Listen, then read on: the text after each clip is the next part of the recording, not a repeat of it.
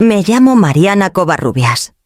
Tengo 67 años, soy maestra de inglés jubilada, que todavía escribe las listas del mercado, en oraciones completas, y corrige mentalmente los apóstrofes en los letreros de las cafeterías.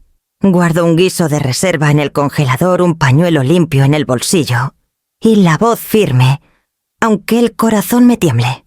Hace 5 años mi esposo Roberto se fue una tarde templada de invierno, y nuestra casa en Guadalajara aprendió un silencio estricto obediente.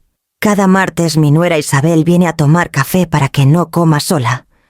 Tiene 33 años, eficiente, cuidadosa con las palabras y con la piel de esas mujeres que ponen el celular junto a la taza como si fuera otro cubierto. Esa mañana llevaba un suéter azul marino, besó el aire cerca de mi mejilla y se sentó con esa sonrisa rápida que usa para llenar los silencios. ¿Dormiste algo?, preguntó revolviendo una vez y soltando la cuchara. Lo suficiente, dije. El perro del vecino volvió a pelearse con la luna. Hablamos de cosas pequeñas, los bugambilias, la kermés de la escuela, Tomás rechinando los dientes mientras duerme. Lo dijo como preocupación. Yo lo oí como impaciencia. Fuimos educadas como se es cuando una de las dos oculta algo. Cuando el café se acabó, se levantó. Voy al mercado, dijo. Tomates y algo dulce para Elías. Mañana tiene examen de álgebra. Rézame. Rézalas por él, contesté y soltó la risa. Se miró en la puerta del horno, se acomodó el suéter, se echó el pelo detrás de la oreja y salió hacia la puerta. ¿Necesitas algo?, gritó. No dije. ¿Trae hambre? Hice pan de plátano. Siempre traigo una, respondió sonriendo y se fue con una ráfaga de aire frío. Lavé las tazas, la cucharita de plata, mis manos. El reloj tic-tac, como cuando Roberto leía el periódico. Por la ventana entraba el ronroneo lejano de un camión repartidor, una campanita de bicicleta, una gaviota demasiado lejos de la costa. Entonces vino el sonido, un zumbido chiquito como avispa contra el vidrio. Isabel había dejado el celular en la mesa. La pantalla se encendió proyectando una franja delgada de luz sobre la madera. Quise apartar la vista. Yo no toco lo que no es mío. El celular zumbó otra vez. Apareció la cara de Roberto, joven bronceado de verano, con su camisa favorita de pescar. Su nombre estaba encima de un recuadro azul, con el inicio de un mensaje. Me quedé helada. El trapo en mi mano pesaba demasiado. El celular brillaba firme esperando. Jueves, mismo lugar. Muero por verte otra vez. El aire se espesó. Pensé en los cajones de Roberto que quedaban abiertos en el libro que se le caía del pecho cuando se dormía en la última camisa que planché antes de entregarla a la funeraria. Pensé en la comida que trajo la gente ese día, en cómo dije su nombre por teléfono, hasta que dejó de sonar a él. El celular zumbó de nuevo otra línea debajo de la primera, una coma, en el lugar equivocado. Roberto siempre se saltaba esa coma. Se sintió como una mano en mi hombro. Me senté. Me temblaban las rodillas. Nunca había abierto el celular de otra persona. Una vez les dije a mis alumnos que el carácter es lo que haces cuando nadie te ve. La cocina estaba llena de nadie. El recuadro azul pedía huella o 4 dígitos conocidos.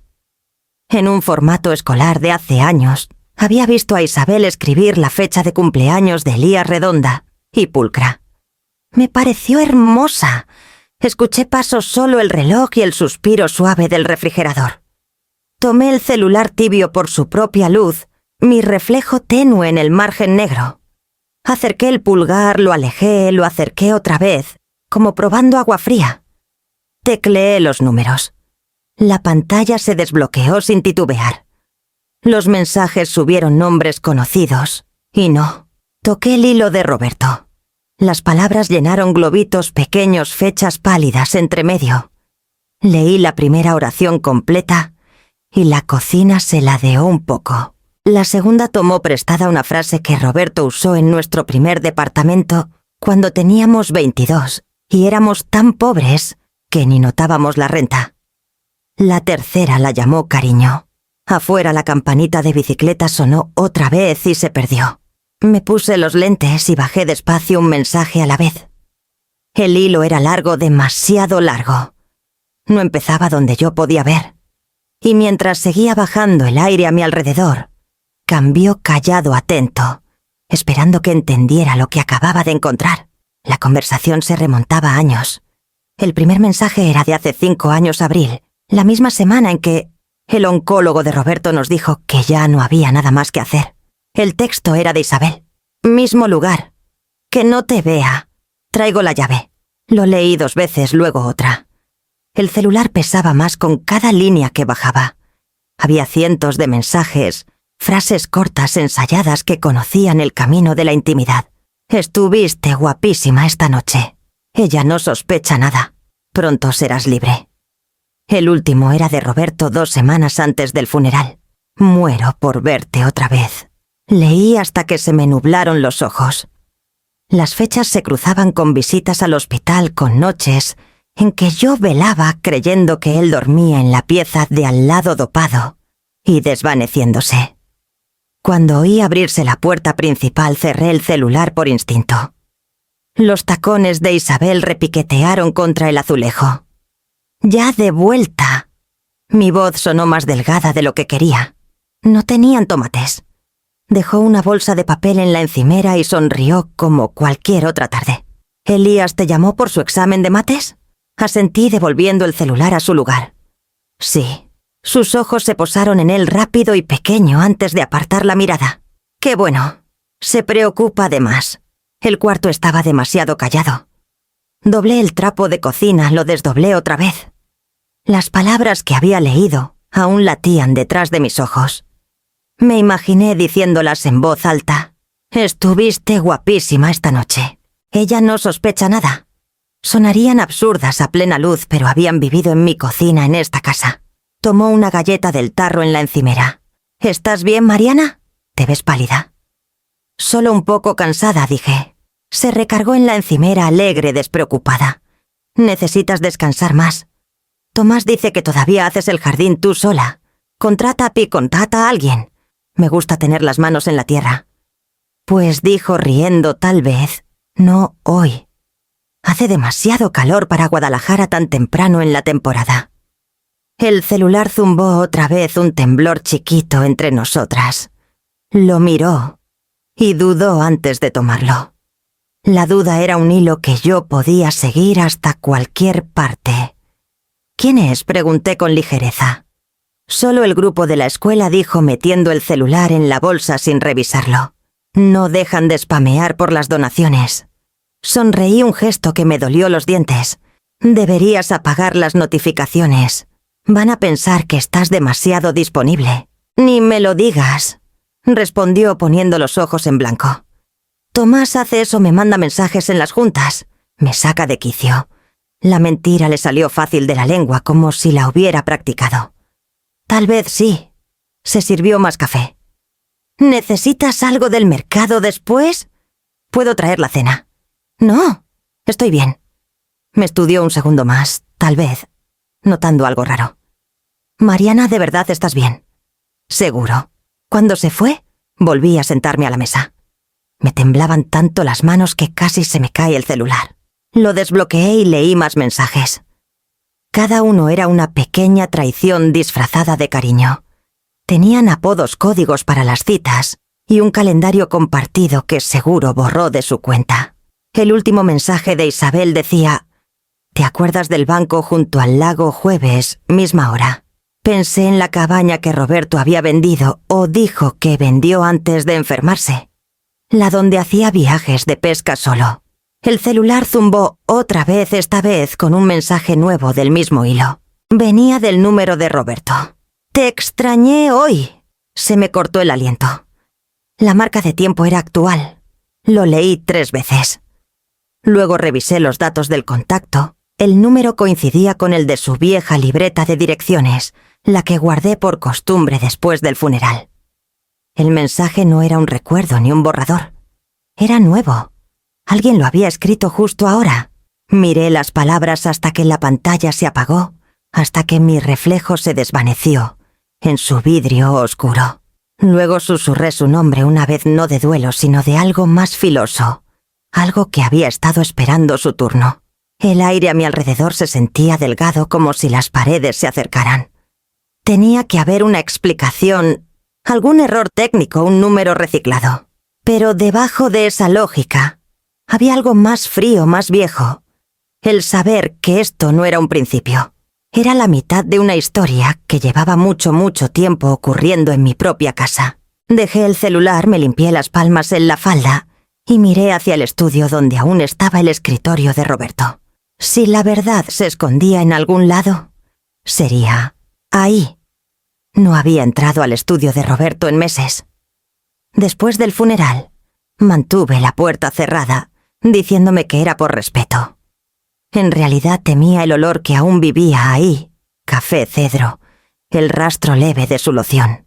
Esa mañana el aire se sentía más pesado. Abrí las persianas a medias luz suficiente para ver sin sentirme expuesta. El escritorio estaba exactamente donde lo dejó ordenado, arriba, pero cerrado, donde importaba. El primer cajón se abrió fácil, facturas, pólizas, de seguro estados de hospital. Lo revisé el pulso latiéndome bajo el papel. El siguiente se atascó a medias la madera vieja hinchada por la humedad. Jalé más fuerte hasta que cedió. Adentro había libros contables viejos, una licencia de pesca descolorida, una foto de él cargando a Elías bebé. El cajón de abajo no se movió. Me agaché palpando el borde donde estaba el ojo de la cerradura. Roberto nunca fue descuidado con las llaves. Revisé arriba de la estantería, el costado de la base de la lámpara, el cajón bajo la impresora. Nada. Entonces recordé el hueco bajo el cojín de su sillón. Ahí escondía dulces de Elías. La llave estaba pegada con cinta por debajo, plateada y opaca. Encajó perfecto. El cajón se deslizó con un suspiro. Adentro había una cajita de madera no más grande que una lonchera. La reconocí, había sido de su papá. Dudé, luego la saqué y la puse en el escritorio. La tapa se atascó un segundo antes de abrirse con un clic. Fotos. Docenas apiladas sin sobres con las esquinas un poco enrolladas. La primera mostraba a Roberto en un muelle junto a una cabaña que conocía demasiado bien, Lago de Pátzcuaro, el lugar que juró haber vendido antes de refinanciar la casa. Las mismas contraventanas azules, el mismo pino inclinado junto al agua. En la segunda foto Isabel estaba a su lado. Llevaba lentes oscuros y una sonrisa suave que nunca me había dirigido a mí.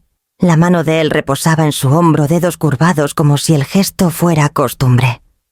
Dejé la foto y seguí.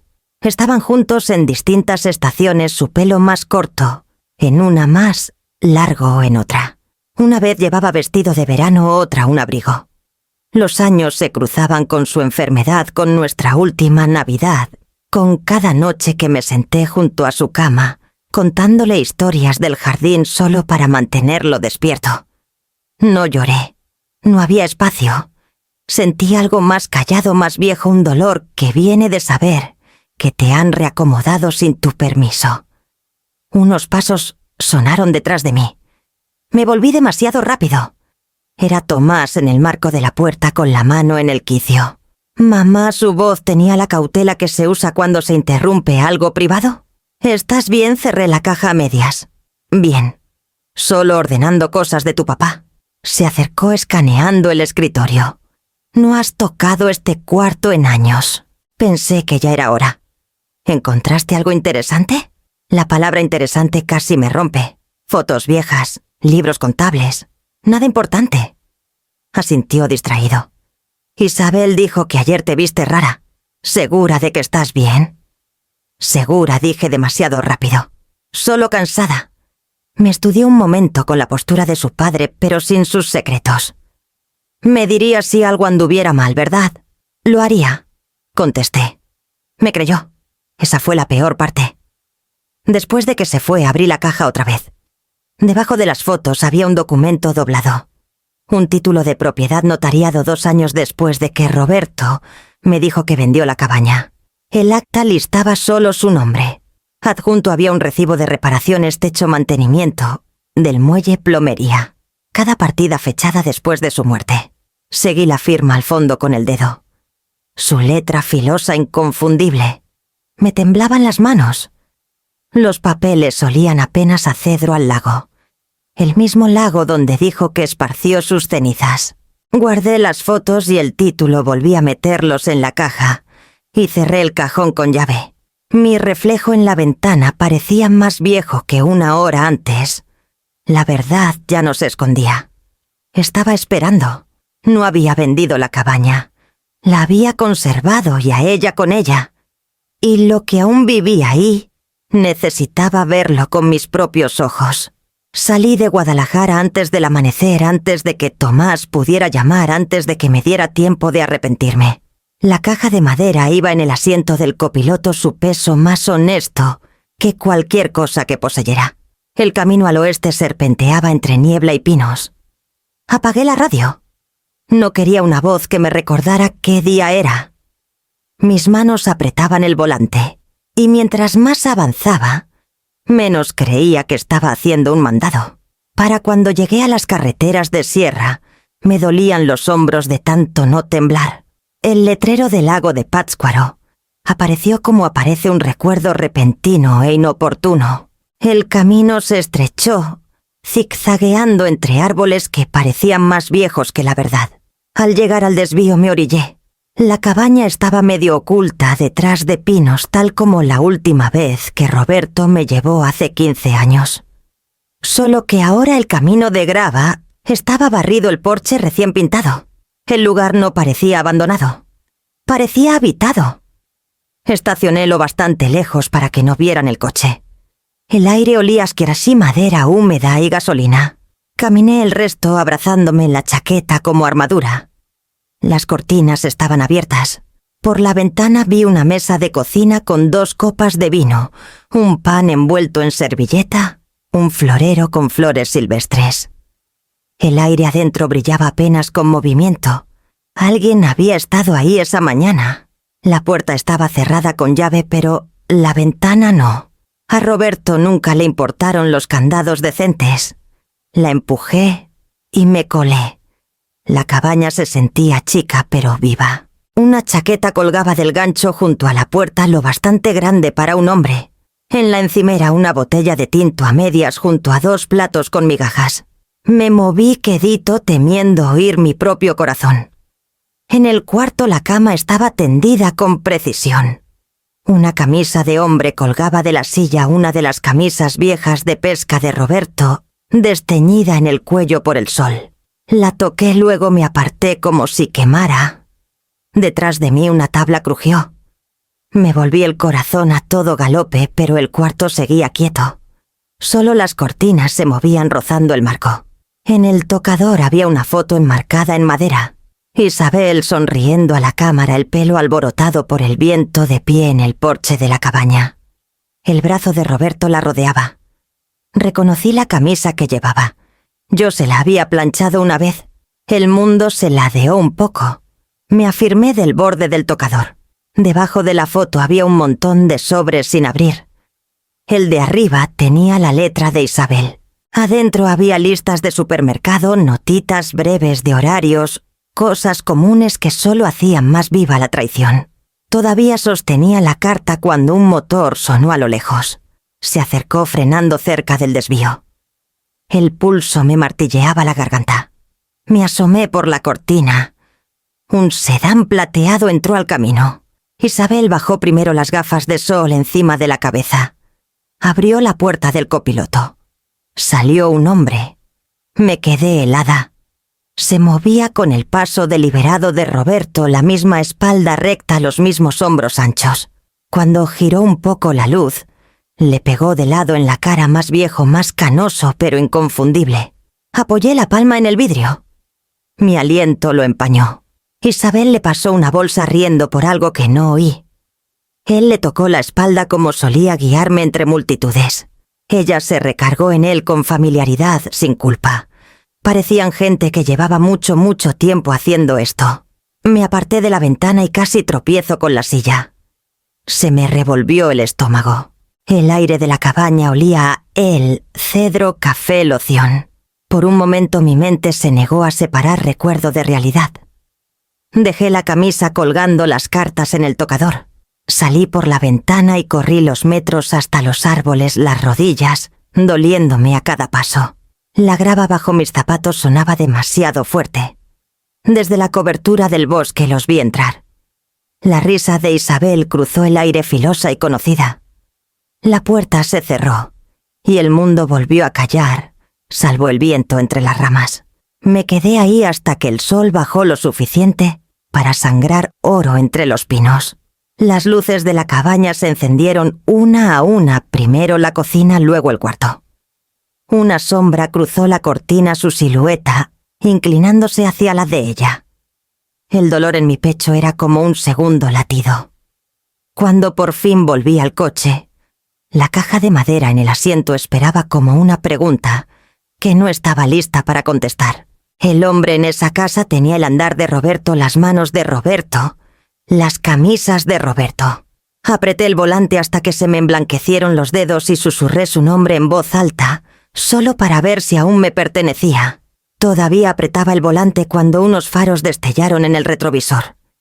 El sedán plateado retrocedió despacio por el camino, los neumáticos susurrando sobre la grava. Me agaché, el corazón golpeándome contra la caja de maderas a mi lado. La puerta del conductor se abrió. Isabel bajó hablando con alguien aún adentro. Su risa era suave, despreocupada. Un momento después salió el hombre. Aún desde la sombra reconocí ese andar. El ritmo lento, deliberado de un hombre que nunca corre a menos que lo quiera. Su pelo estaba más gris con mechones en las sienes, pero la forma de parar, la inclinación de los hombros, el leve cojeo de la rodilla izquierda, era de Roberto. No podía ser otro. Abrí la puerta del coche quedito y salí pegando la espalda al metal frío. El aire nocturno me mordió los pulmones. «¿Trajiste el vino?», gritó Isabel, su voz lo bastante cerca para rasparme. «En la cajuela», respondió él. La voz. Casi me desplomo de rodillas. Se metió en la luz del porche. Más viejo sí, pero vivo. Respirando. Hablando. Su cara giró lo justo para que viera la cicatriz en la barbilla, la que se hizo al caerse del muelle en el 97. Quise gritar su nombre, exigirle cómo podía estar parado ahí, después de que yo lo enterré, después de que lloré por él 5 largos años, pero la boca se me negó a abrir. Entraron. La luz del porche se apagó. Me quedé helada detrás del coche hasta que las piernas empezaron a temblarme. Mi mente tropezaba consigo misma buscando lógica, cordura. Tal vez era un hermano, un primo, un doble. Pero Roberto no tenía hermanos. Nadie podía imitar la forma en que giraba la muñeca al cerrar la puerta del coche, o la leve pausa antes de subir al porche. Regresé tambaleando al coche, batallando con las llaves. El motor rugió más fuerte de lo que quería, y la luz del porche volvió a encenderse. ¿Oíste eso, la voz de Isabel? Ahora filuda. La puerta se abrió.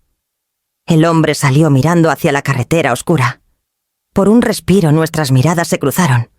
O tal vez, no tal vez. Solo fue mi imaginación incendiándose. Pero en ese instante vi un destello de reconocimiento en su cara.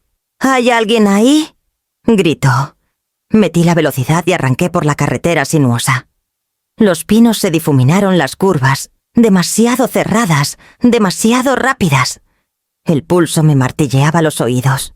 Para cuando llegué a la carretera principal, las lágrimas me corrían por las mejillas. Las palabras se repetían una y otra vez, hasta ya no sonar humanas. «Está vivo, está vivo, está vivo».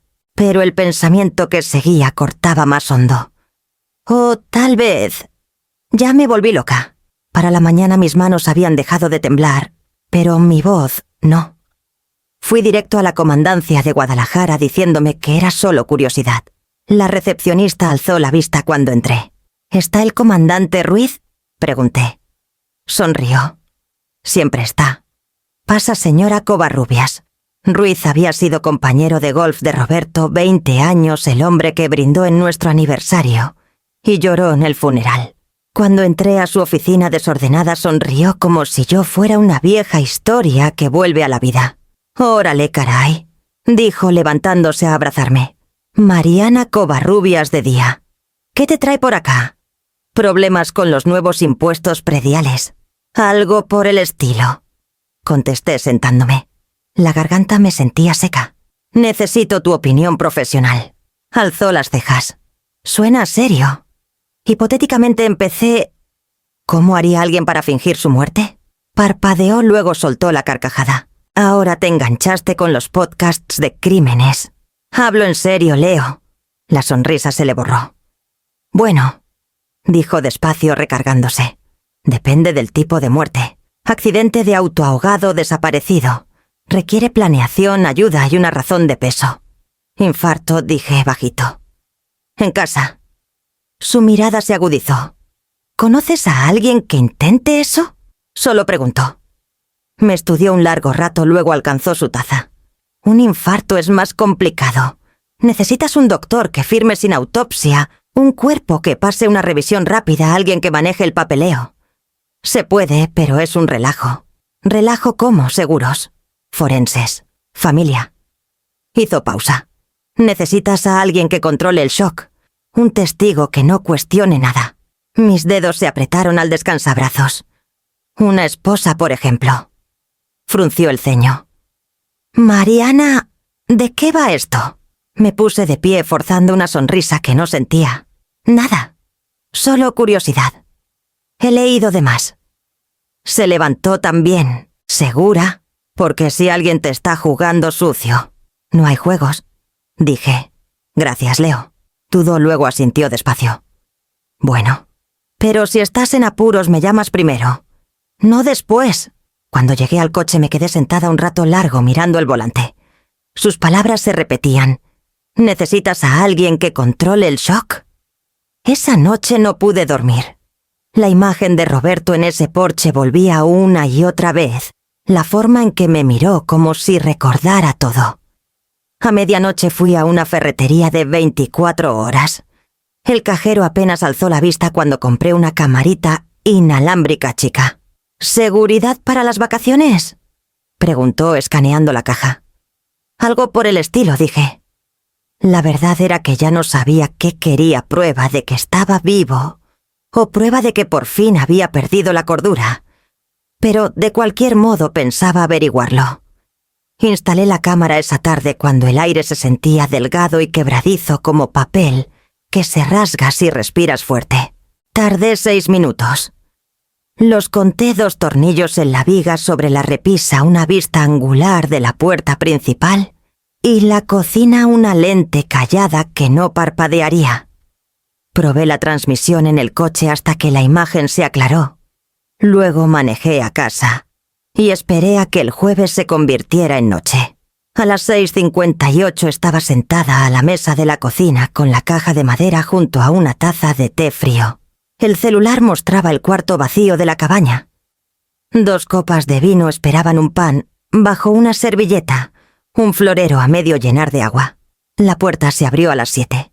Isabel entró primero, el pelo recogido, suéter suave, como si se lo hubiera pegado a la cara, antes de bajar del coche. Traía flores silvestres imperfectas vivas y las acomodó en el florero. Miró su reloj, miró la puerta, se echó un mechón detrás de la oreja y susurró: «Llegas tarde». El micrófono de la cámara captaba el sonido como bajo agua. Unos faros barrieron la ventana. La puerta giró otra vez. Él entró con una bolsa de papel. «Tráfico», dijo cerrando con ese mismo giro de muñeca. «Traje el que te gusta». «Siempre dices eso», respondió Isabel. «Y siempre es cierto». Dejó la bolsa, la alcanzó. Ella alzó la cara. El beso no fue descuidado, era conocido, ensayado. «¿Me extrañaste?», preguntó ella. «Cada hora». La voz me pegó como viento filudo, la voz de Roberto, el mismo timbre, la misma calidez. Dije su nombre en voz alta solo para probarlo contra el aire. «Roberto». La palabra se me quebró al salir. En la pantalla él le desenredó la bufanda y soltó la risa cuando se enganchó en su arete. La risa era idéntica a la que llenaba nuestra cocina después de las comidas dominicales. Sirvió vino.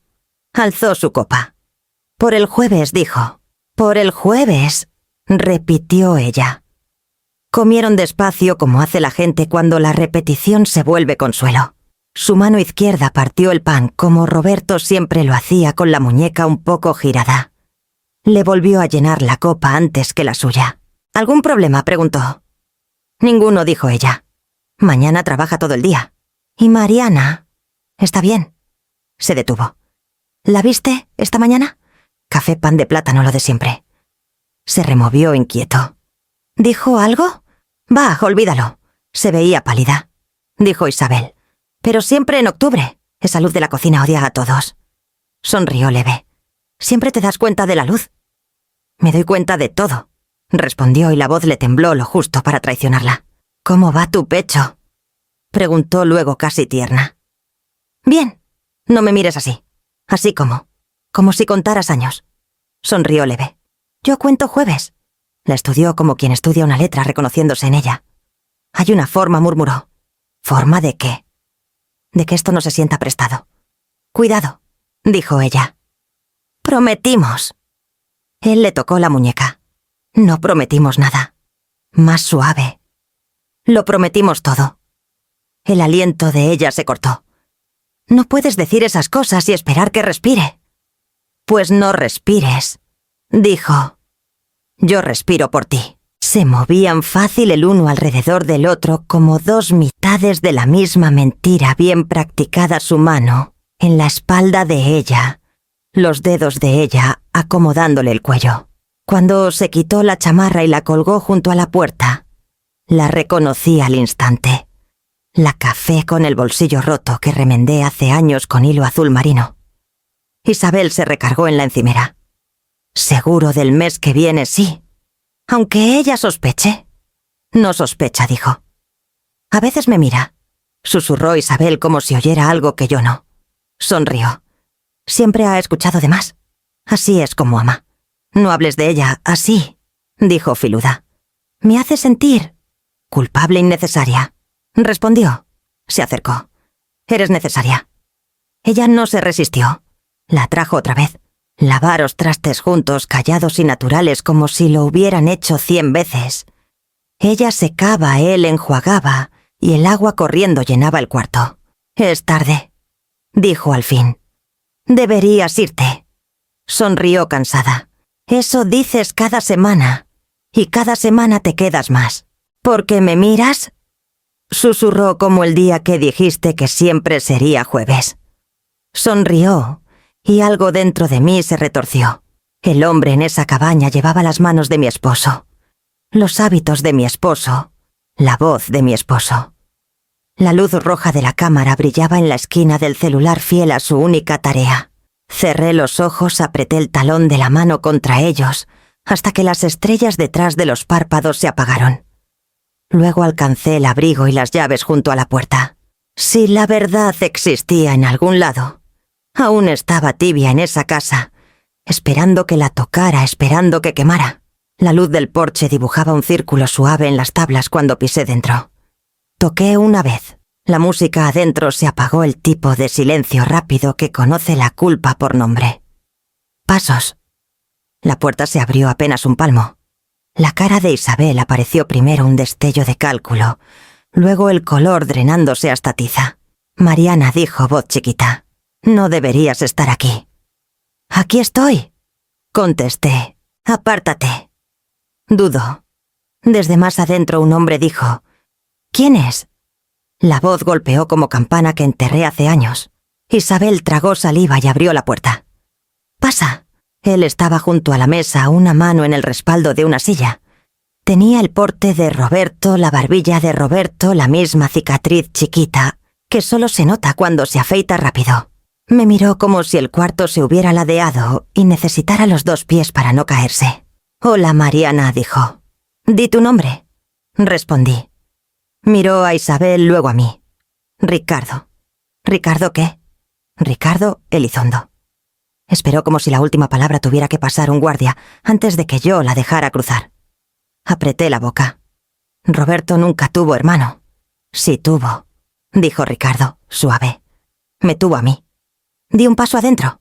Demuéstralo. No se acercó. Se hundió en la silla y juntó las manos. Fui adoptado al nacer. Registros cerrados. Monterrey. Supe mi nombre tarde. Él me encontró hace 6 años. Isabel habló por primera vez. Siéntate, Mariana. Por favor. Me quedo de pie. Mantuve el abrigo puesto. Cuéntame cómo te encontró. Los ojos de Ricardo no se apartaron de los míos. Cáncer, dijo. Necesitaba donador. Un servicio de búsqueda lo contactó. Marcadores idénticos. Llamó. Vino. Me dio lo que necesitaba y se quedó más de lo que planeó. Qué conveniente, dije. Demasiado conveniente. ¿Es lo que pasó? ¿Cuándo? Hace 6 años, dijo. 1 año antes de que muriera. Miré a Isabel. ¿Y tú? Alzó la barbilla como cuando un cuarto espera que se disculpe y se niega. Conocí a Ricardo después, dijo. ¿Después de qué? Después de que Roberto nos presentó, dijo. Después de que se reconocieron las caras. La mandíbula de Ricardo se movió una vez. No planeamos nada de esto. Alguien planeó algo. Señalé la mesa, el vino, las flores, los platos parejos como anillos. Cuando empezó el affair, Isabel soltó el aire por la nariz. Antes dijo, antes de su muerte. Dilo como frase que firmarías, dije. Apoyó las palmas en el respaldo de una silla. Roberto y yo empezamos un affair 6 meses antes de que muriera. El cuarto se enfrió. ¿Y mi hijo?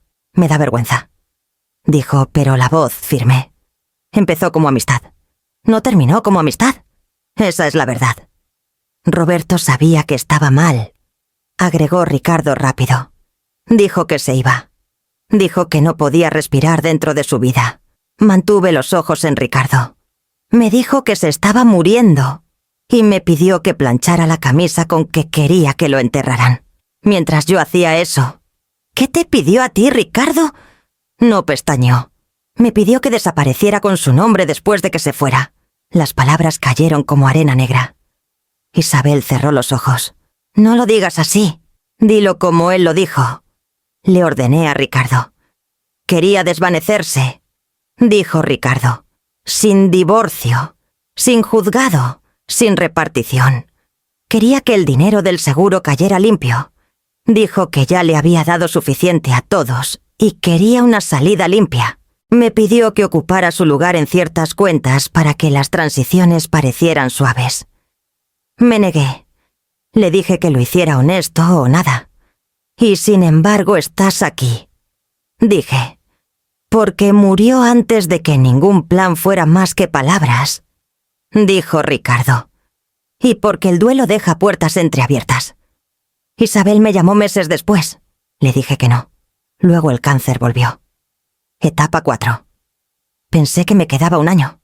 Ella me ayudó con los tratamientos. No planeamos enamorarnos. Lo hicimos. El ensayo clínico funcionó. Viví. Seguimos. Las manos de Isabel temblaron una vez y se quedaron quietas. Nunca he tocado el seguro, dijo. Ni un peso. Firmaría una declaración jurada ahora mismo. No me importa el dinero, dije. Me importa la aritmética de los días. ¿Cuántos jueves me robaron de la vida? Demasiado, susurró. Ricardo se inclinó. Mariana, no conocí tu matrimonio. Conocí a un hombre atrapado, egoísta y triste. Nada de eso excusa lo que hicimos. Pero no mentiré sobre su parte. Planeaba dejarte. Mi esposo me pidió que le tomara la mano mientras moría. Dije las palabras lentas para que ninguna se escapara. Planeaba irse y me pidió que planchara la camisa. La cara de Isabel se quebró por primera vez. Te quiso a su modo. A su modo, repetí. A su modo siempre ha sido una frase cómoda para lo que un hombre puede vivir consigo mismo. Los ojos de Ricardo brillaron, pero no apartó la mirada. No puedo pedirte que nos perdones. Qué bueno, dije. No pidas lo que no mereces. Asintió una vez aceptando el golpe. Pero debes saber esto. Cualesquiera que fueran los planes de Roberto, no viviré bajo su nombre. Soy Ricardo. No soy tu fantasma. Mi mirada cayó en la chamarra junto a la puerta. Usa su ropa. Uso la talla, dijo. No al hombre. Me volví a Isabel. ¿Te divorciarás de mi hijo? Sí, dijo. En silencio. No pelearé por la casa. No tomaré un peso que no gané. Custodia compartida para Elías. Cumpliré mi palabra.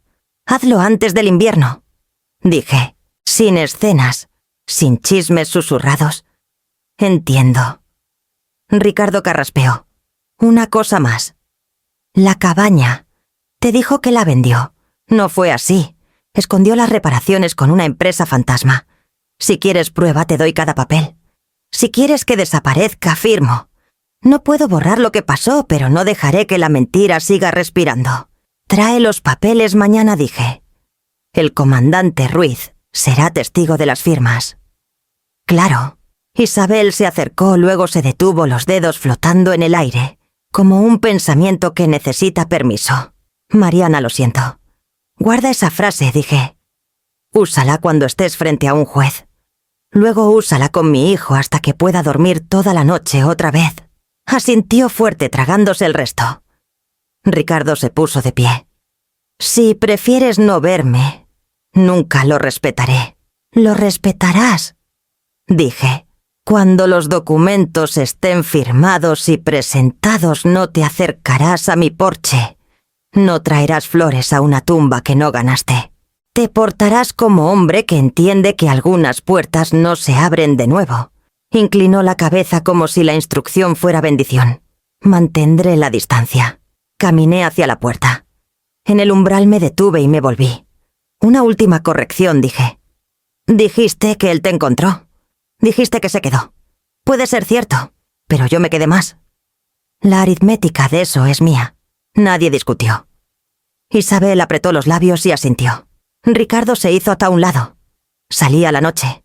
Las tablas del porche crujieron bajo mis tacones, el mismo sonido que hace años cuando cargué una hielera para un fin de semana de verano, que al parecer nunca me perteneció.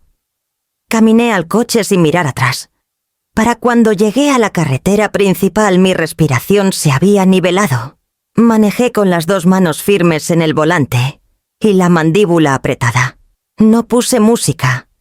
No recé. Repetí una sola frase hasta que se sostuvo. Mañana los haré escribirlo. La casa olía a sarromero y mantequilla con suelos comunes para una noche poco común. Puse la mesa platos parejos en sus lugares como le gustaba a Roberto la simetría, incluso en el silencio. Tomás llegaría pronto, e Isabel con él. Habíamos acordado una cena normal por Elías. Esa fue la palabra que usó ella, normal, como si las sílabas pudieran disfrazar la verdad. Serví vino en 3 copas y dejé la mía vacía. El sonido del líquido contra el vidrio fue más filudo de lo que esperaba. El armario arriba de la estufa guardaba un frasquito café que no había tocado en meses. Receta para dormir. 10 miligramos cada una. Suficientes si usaba suficientes. Lo bajé, lo giré en la mano, leí la etiqueta descolorida. La tapa chasqueó 2 veces antes de ceder. Adentro las pastillas parecían inofensivas, chiquitas, pálidas. Podía triturarlas con el dorso de una cuchara, revolverlas en el vino.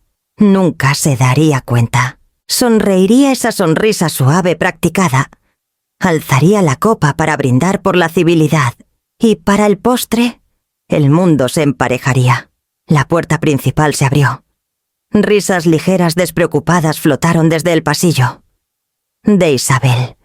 Decía algo del tráfico del nuevo proyecto de Elías en la escuela.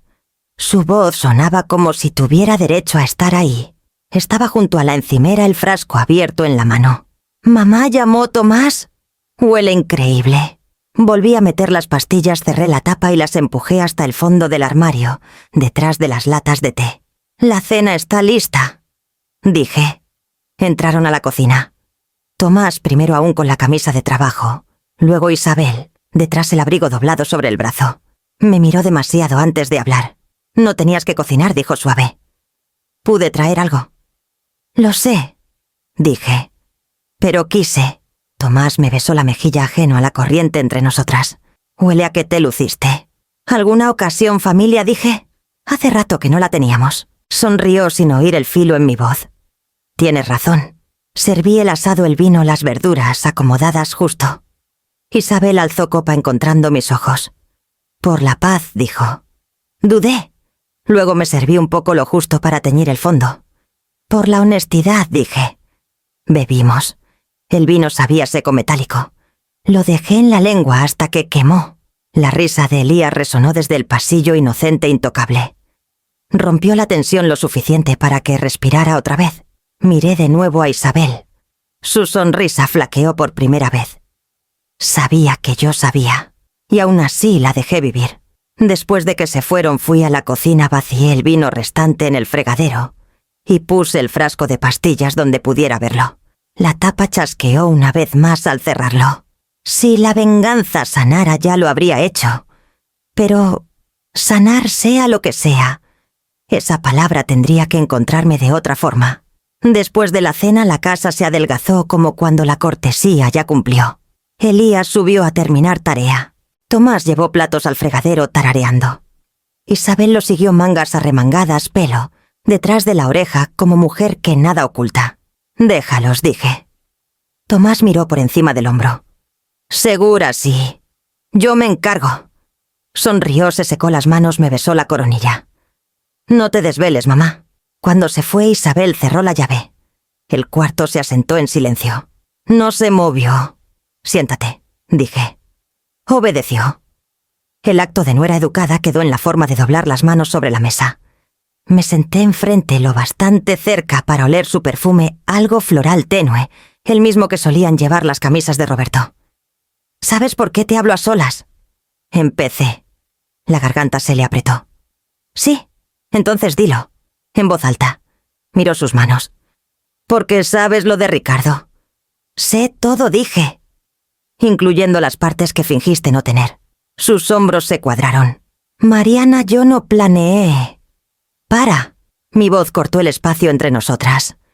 Planeaste cada minuto. Tal vez no sabías dónde terminaría, pero elegiste dónde empezó. Y ahora elegirás cómo termina. Tragó saliva. Ya le dije a Tomás que necesito tiempo aparte. Cree que es estrés del trabajo. No quise lastimarlo. Ya lo lastimaste, dije. Solo que aún no lo has visto pasar. Sus ojos brillaron. Nunca quise destruir a tu familia. Las intenciones son para quien aún tiene lujo de inocencia. Dije. Tú no. Así que esto pasará. Presentarás divorcio en el mes. En silencio. No tomarás nada de mi hijo, ni propiedad, ni dinero, ni herencia. Conservarás tu trabajo, tu dignidad y tu distancia. A cambio no te destruiré en público. Parpadeó atónita. ¿Destruirme? Tengo suficiente evidencia para hacerlos infames a ti y a Ricardo, dije serena. Declaraciones juradas, fotos, registros financieros. El comandante Ruiz ya los revisó. Si me pones a prueba, lo dejo en sus manos. Por primera vez desde que empezó esto, la máscara se deslizó. Se inclinó, voz temblorosa. ¿Me arruinarías así? No, dije. Tú ya lo hiciste. Yo solo dejaría entrar la luz. Se cubrió la cara con las manos un momento. Lo amé, susurró. ¿A cuál? El aliento se le cortó. No respondió. ¿Crees que el amor excusa la cobardía? Pregunté. ¿Que el cariño borra el engaño? No, solo lo mancha más hondo.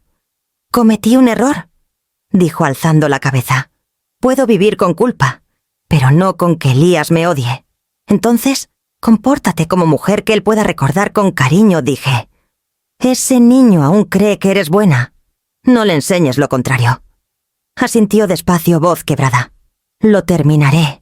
Lo terminarás antes de la primera helada, dije, y lo harás parecer mutuo. Él conservará su trabajo, su paz, su hijo. Tú conservarás tu silencio.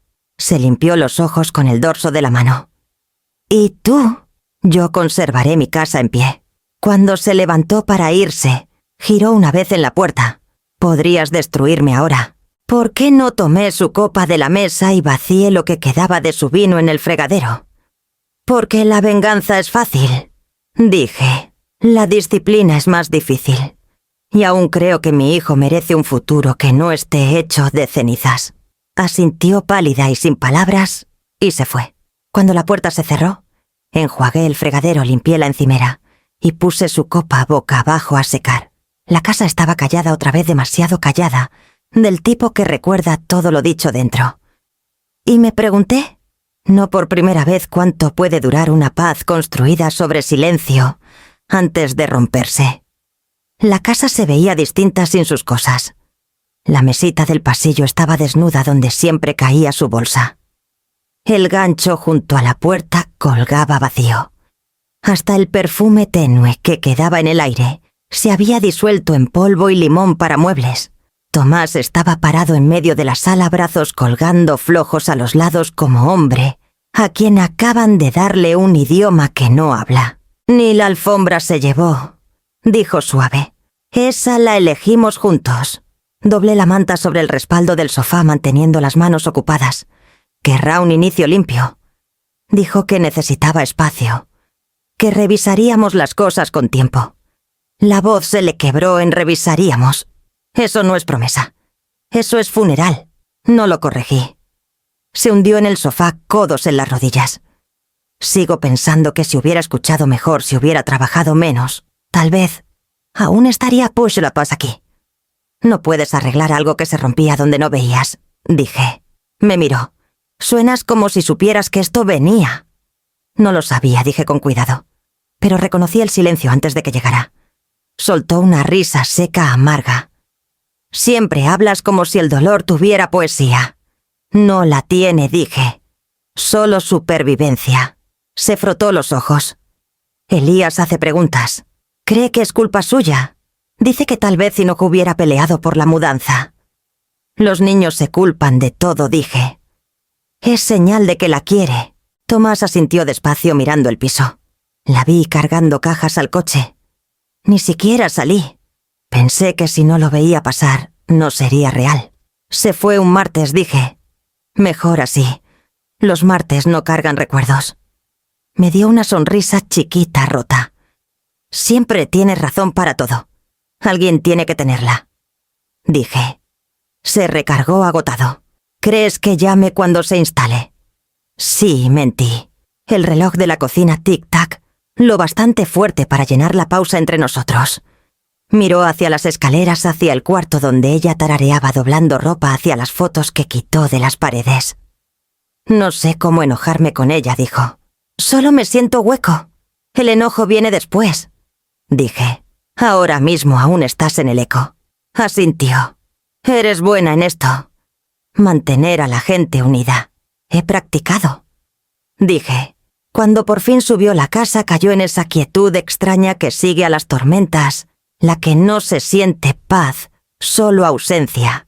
Caminé a la puerta, miré el gancho vacío otra vez, y lo toqué leve con la yema del dedo. Afuera su coche ya no estaba. Las luces de la calle brillaban sobre la entrada que nunca volvería a subir. Susurré a nadie. A veces el amor termina callado. Las palabras sonaron firmes, casi amables, pero adentro sabía más. Piedad, silencio, contención, todas compartían la misma cara, y me pregunté si perdonarla había sido compasión, o solo otra clase de cobardía que aprendí a cargar. Para la primavera el aire en la casa empezó a moverse otra vez. Ya no zumbaba de pena. Susurraba con cosas chiquitas, sillas que raspan, cubiertos que tintinean, una voz que no teme reír. Tomás trajo a Sofía un jueves. Era maestra de primaria, voz suave, con la calma que da la paciencia larga. Llevaba el pelo suelto, sonreía fácil y no intentaba llenar silencios que no le pertenecían. Mamá, dijo Tomás un poco nervioso. Ella es Sofía. Extendió la mano. He oído tanto de usted, señora Covarrubias. Mariana, dije. Por favor.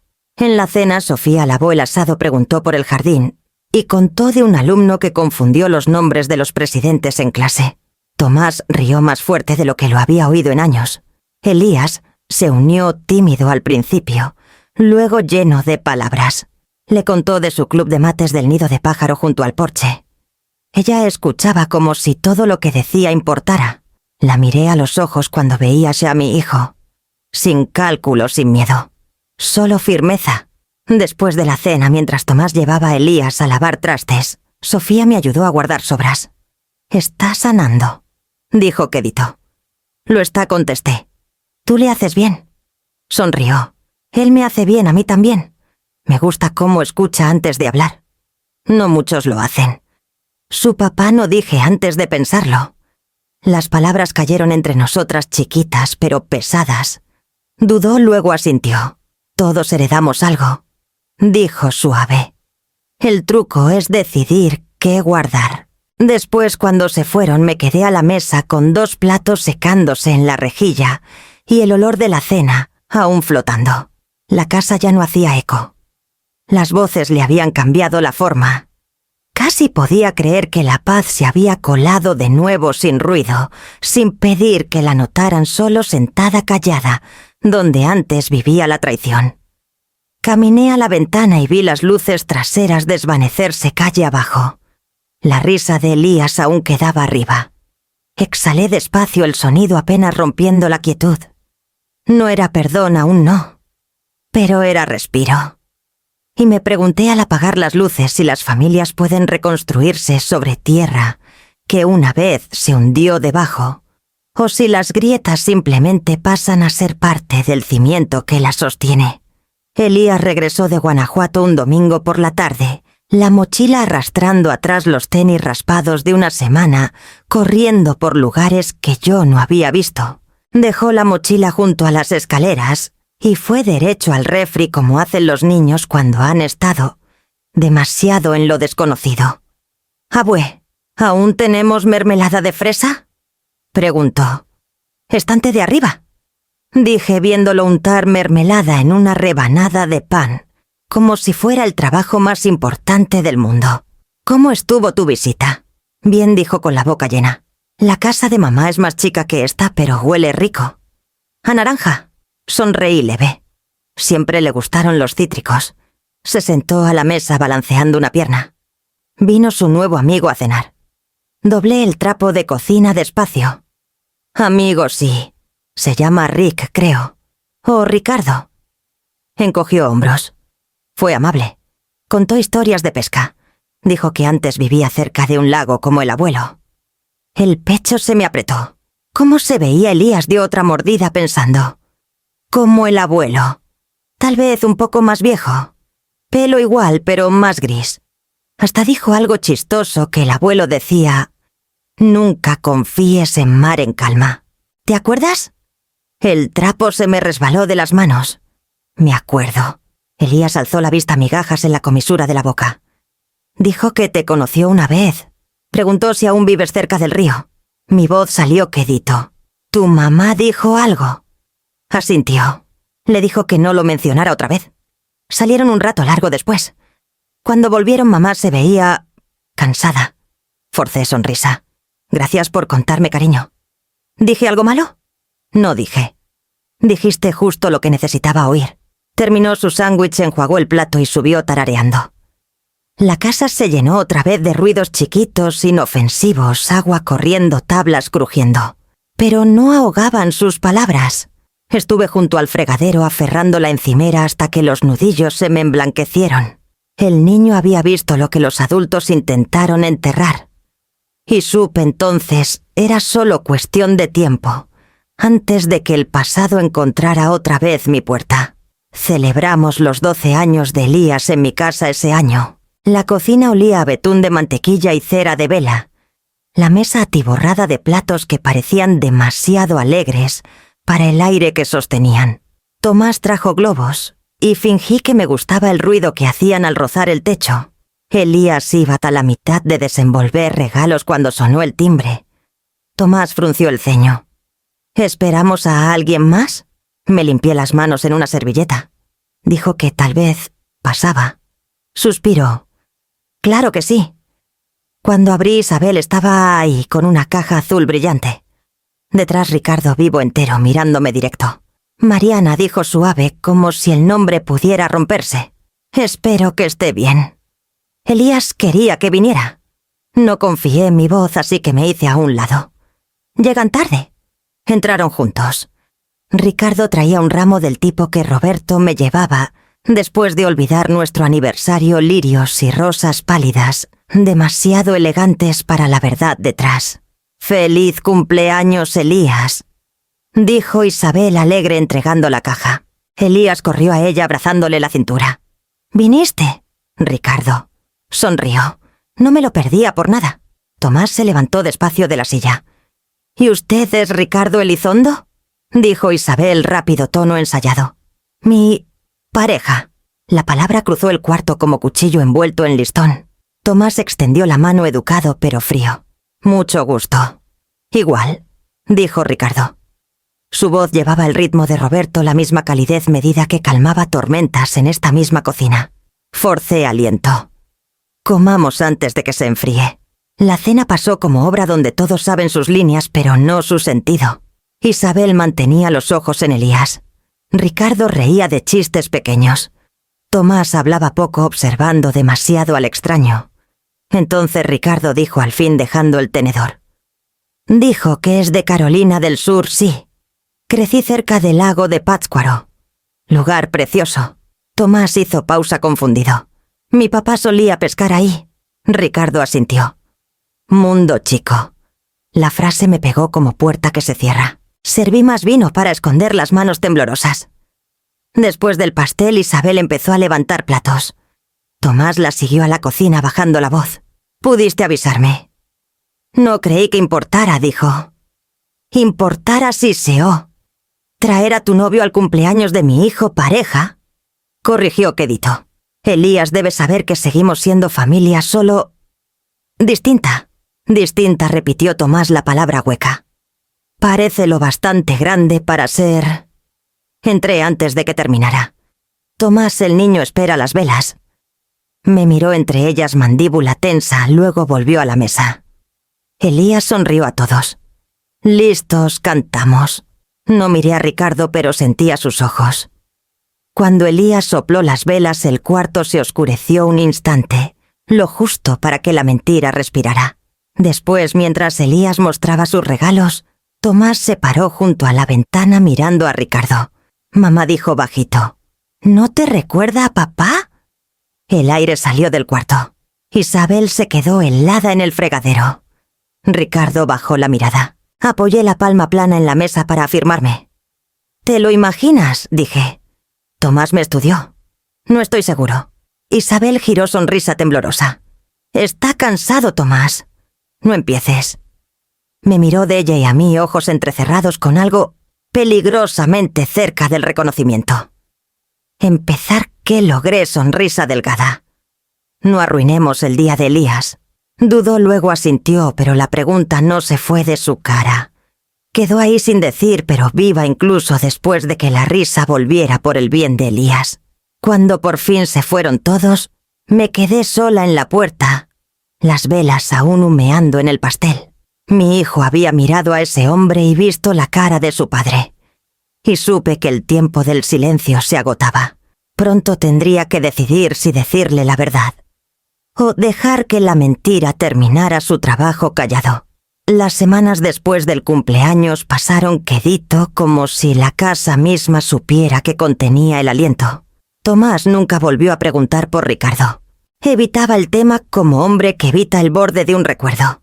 Cuando Isabel pasaba por Elías, hablaban educados en el porche, palabras cortas, sonrisas cuidadosas.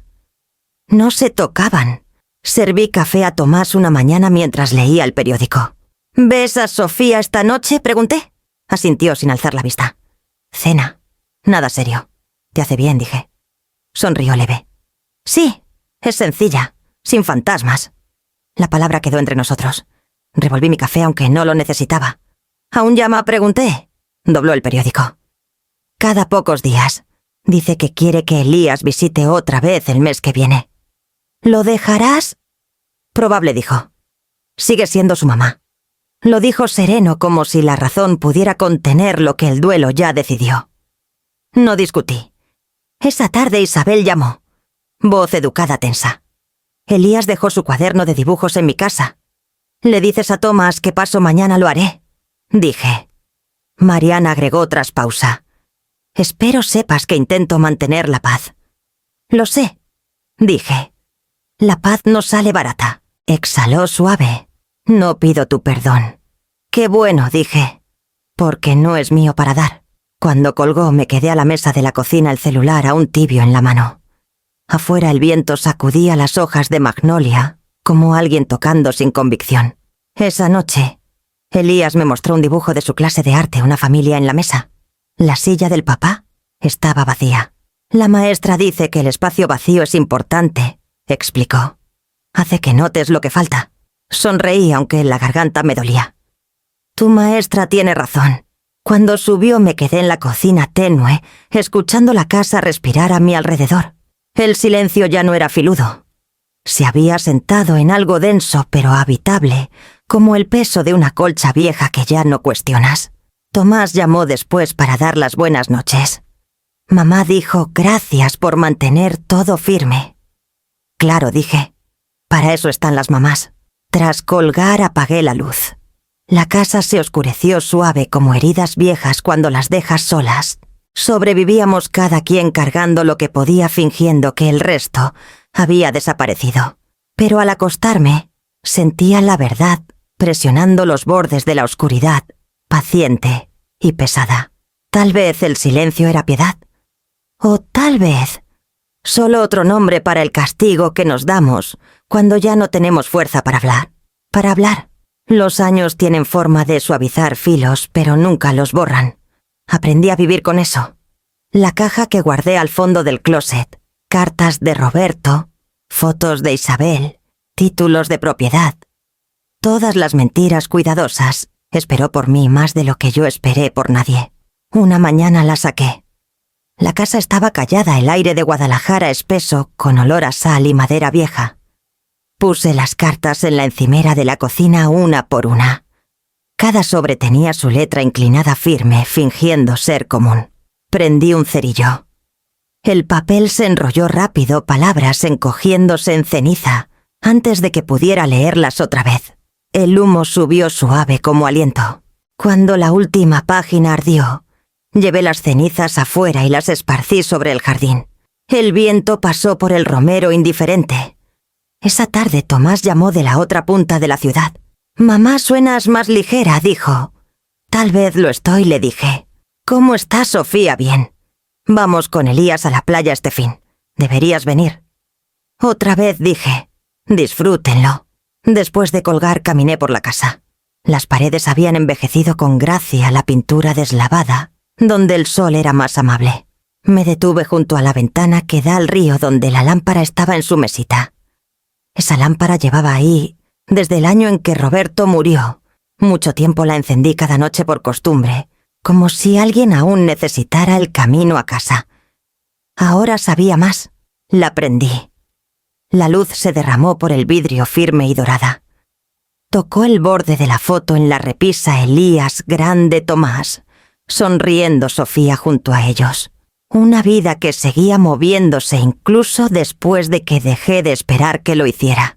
El río afuera atrapó el brillo llevándolo a algún lugar que nunca vería.